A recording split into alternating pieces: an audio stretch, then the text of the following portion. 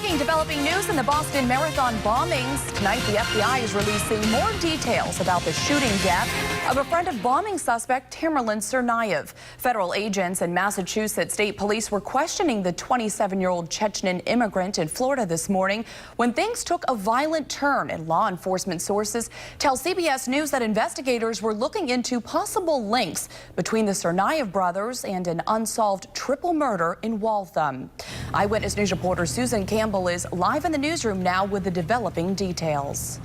One of the FBI agents involved in this morning's incident was taken to the hospital for treatment. We're told he's expected to recover.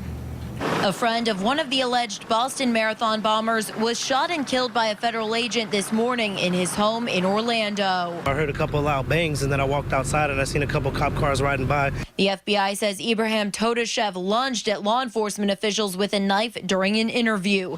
Law enforcement sources told CBS News that interview was about an unsolved triple murder in Waltham, Massachusetts. Those sources also tell CBS law enforcement officials had spoken to Todashev several times about his link to Tamerlan Tsarnaev, who's also suspected of being involved in the triple murder. But a friend of Todashev says there was no criminal link between the 27-year-old and Tsarnaev. When the bombing happened, he actually came to me next day and said, I can't believe it. I can't believe they did it. You know what I'm saying?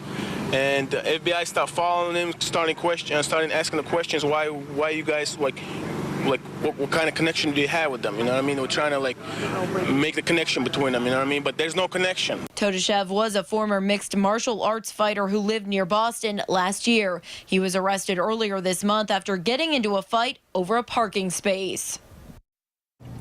Today, the FBI released a brief statement saying in part the agency is reviewing the incident.